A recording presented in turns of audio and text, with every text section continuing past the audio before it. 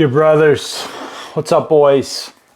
For those of you who are watching this right now, you'll see my sweet shades I've got on right now.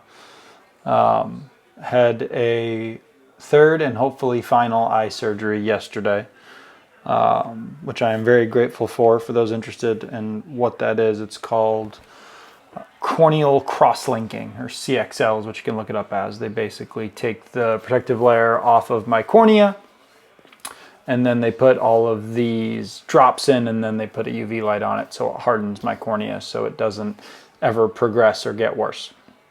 So I had two other surgeries about a month ago, back to back. That both went great, but still a little sensitive to light. So we're rocking the sweet shades. So it's all good stuff.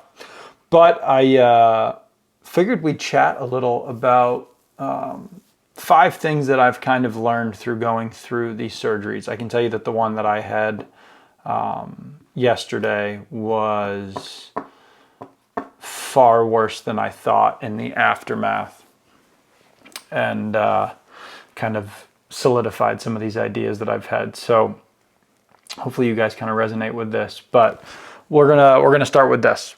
Number one is that many people, or I thought this to myself, many people have gone through this exact same thing and been okay. Little kids, older people, young and old, have had these exact surgeries that I've had.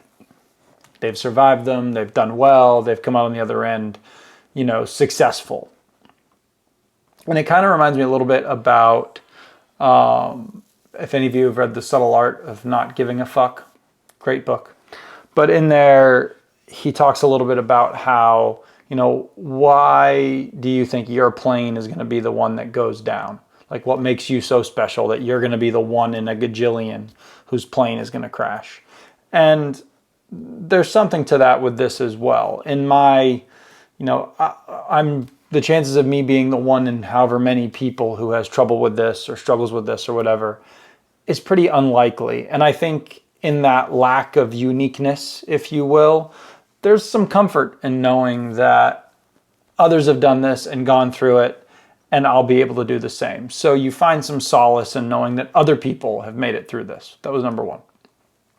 Number two, I have an incredible support system. My wife has been there every step of the way, and last night she was a saint dealing with me while I was immensely struggling with the small demon child that was scratching my eye out. And never mind all of my friends and clients who reached out and sent texts and, hey, do you need anything? What can I do for you? It's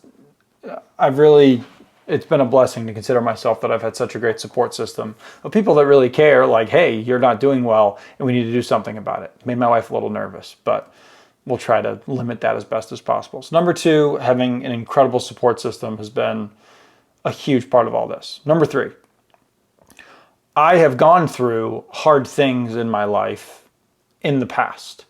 I have, suffered against people in my family dying, friends having terrible diseases, financial difficulties. Like, I've suffered through a lot of things. Never mind stuff like purposely suffering at the gym and through exercise or maintaining your body.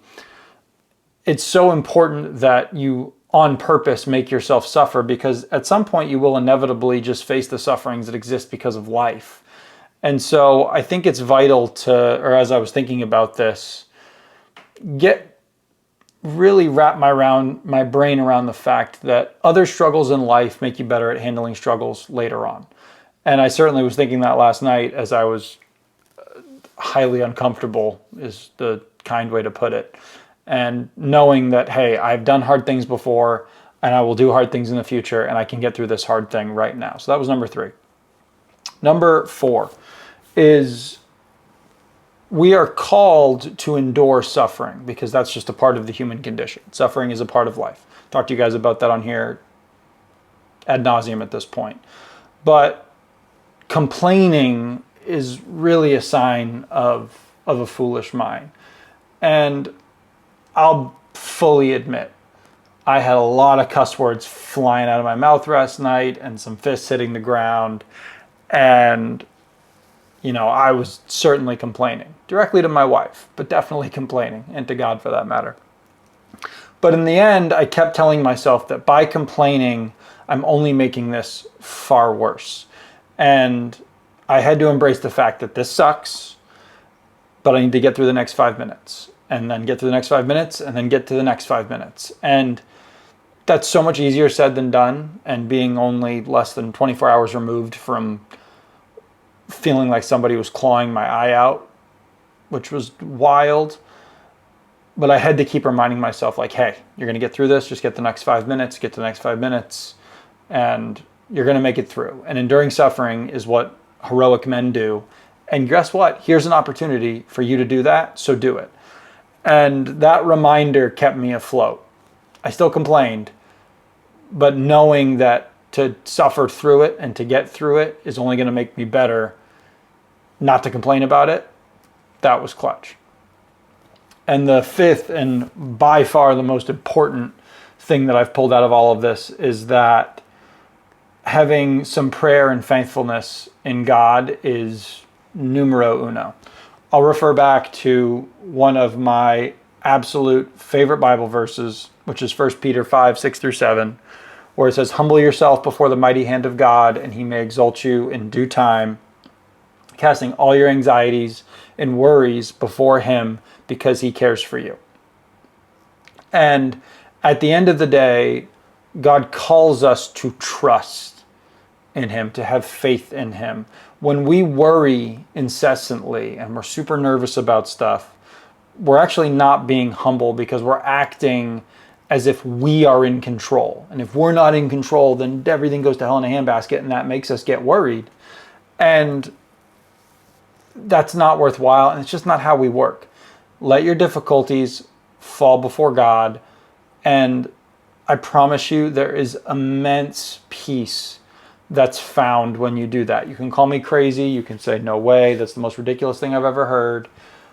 But I'm going to tell you guys, it's the truth. I've been doing it for a long time now, and there was a time when I didn't, and when you compare the time I didn't to the time I did, my life's been a whole lot better when real struggles come around. And this was just another example in my mind of a immense amount of acute suffering, if you will. I feel far better today, where I had to say, you know what? God will help me get through this. I'll be okay. I can remember last night before I went to bed, I was like, God, just give me a night of sleep. Just please let me sleep tonight. Because my thought process was, I can't sit still at all right now. It truly, I'm telling you guys, I guess there's like a very small portion of people this doesn't bother at all. I didn't get in that crew. I felt like a little dragon demon child was just inside my eye, clawing it all night long. And I couldn't do it. I wanted to like pull something out of my eye. If I could have scooped my eye out, I might have tried it. But that just wasn't in the cards. And so I'm thinking to myself, how on earth am I going to sleep tonight? And I can tell you that before bed, I was like, God, please, if you can just maybe throw a little extra sleep in there, that'd be great. And by his grace, I'll tell you, I slept completely through the night without an issue. So woke up this morning and it was back to hurting pretty bad, but I slept through the night, which was clutch, and now it feels much better. Still feels like there's like a little thing in there crawling around, but it's not nearly as bad. So those are kind of my big 5 takeaways that I've had from these surgeries I had the last 3 months. And I can't even imagine people that go through others. But maybe if you have something coming up, or you're dealing with some issues, or you've got a surgery, or you've got something going on, remember that other people have gone through whatever you're going through. And although you are unique, you should find some peace in the fact that other people have done this and they've made it through. Secondly, rely on your support system. Hopefully you have a spouse and some family or friends around, even if it's one person. Rely on those people. They're there to help you. They're there to love on you. Don't hide yourself in a cocoon and act like being independent makes you special. It doesn't. Having help from people is okay. Specifically just moral support and love and prayer goes a long way. Third, you've probably had difficult times in the past and you've survived them, and they've made you hardier for the next things that you're going to face. So remember back on all the things you've gone through, and you've made it through them, and you've lived. And in fairness, you've made it through all of the hardest times in your life because you're still living and listening to this podcast today. So keep that in mind as you prepare for the inevitable issues that are going to happen later in life. Number 4, we're called to endure suffering well. So endure it. Try not to complain. I know it's still going to happen. I did plenty of it last night.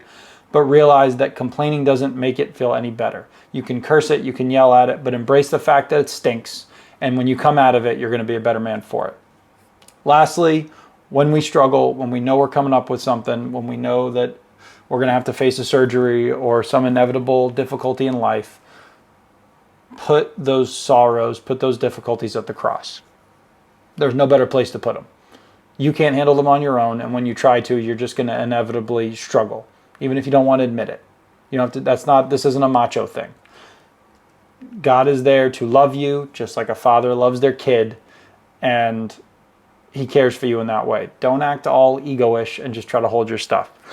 Put your cares at the cross. I promise you, it's the best place for it, and you'll find a whole lot more joy and peace out of it when you do that. And those are my 5 quick thoughts on my awesome eye surgery. So I'll be out of these glasses the next couple of days, and we'll just keep this train running. But for now, we'll rock them. Maybe it's a new look. Probably not, but we'll think about it. God bless. Be strong. I love all you guys. Have a killer Thursday. See you, boys.